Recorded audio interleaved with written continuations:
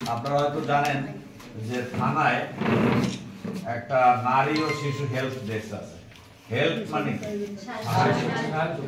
Desk মানে কি একটা বসার জায়গা বা একটা টেবিলে এরকম একটা দেওয়া স্থান, সেটা আমাদের এই থানায় সরকারিভাবে এই রুমটাকে দেওয়া হয়েছে। এখানে যদি কোনো মহিলা বা শিশু আসে তাদেরকে সেবা দানের জন্য, এবং এখানে একজন আমার মহিলা লেডি অফিসার আছে, তাকে এখানে রিপোর্ট করা আছে যে সে এই সেবাটা দিবে।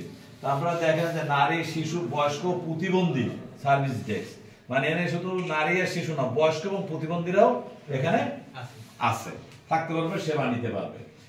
এই বিষয়টা সেবা নেওয়ার জন্য আমাদের সীমাবদ্ধতা আছে। সরকারি পক্ষ থেকে যে আমাদের জিনিসগুলো আসে আমরা সেগুলো দেওয়ার চেষ্টা করি সেবা দেওয়ার জন্য। এর সাথে ওয়ার্ল্ড ভিশন তারা আমাদের সাথে এগিয়ে আসছে মানব কল্যাণে, মানুষের কল্যাণে। তারা যে আজকে যে আমাদের কাছে আসছে, এটা আমাদের কোনো ব্যক্তিগত সম্পত্তি না বা আমাকে ব্যক্তিগতভাবে দেওয়ার জন্য আসে নাই।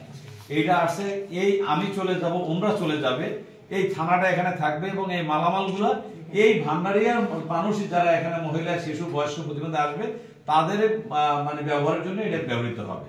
দেখা গেছে একটা বয়স্ক লোক আসছে বা কাজে বিদেশ দেন 10 মিনিট, সে এইগুলো করলো কি, একটু একটা বই দেখলো, বা একটা বাচ্চা আছে কোলে, এক মহিলা আছে তার সাথে একটা শিশু আছে, সে দেখা যাচ্ছে কাজে ওখানে করছে, বাচ্চারা দৌড়াদৌড়ি করে, সে এখানে বাচ্চারা একটু 10 মিনিট হোক 15 মিনিট একটু খেলাধুলা করতে পারলো।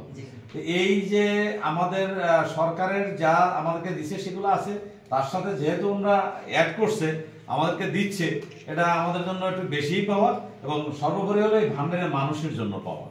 আমি এটা মাত্র রক্ষণাবেক্ষণের দায়িত্ব আমার, ব্যবহারের দায়িত্ব আপনাদের, আপনারাই ব্যবহার করবেন, এখানে আসবেন। এই জন্য আবারও আমি অলরেডি ধন্যবাদ দিই।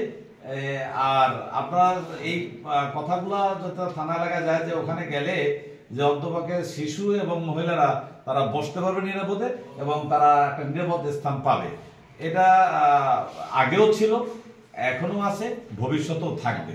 এবং এখানে আমরা এই জন্য এই ছোট পরিসরে এই জায়গাটা আমরা এই এদের জন্যই আমরা মূলত রেখে দিয়েছি।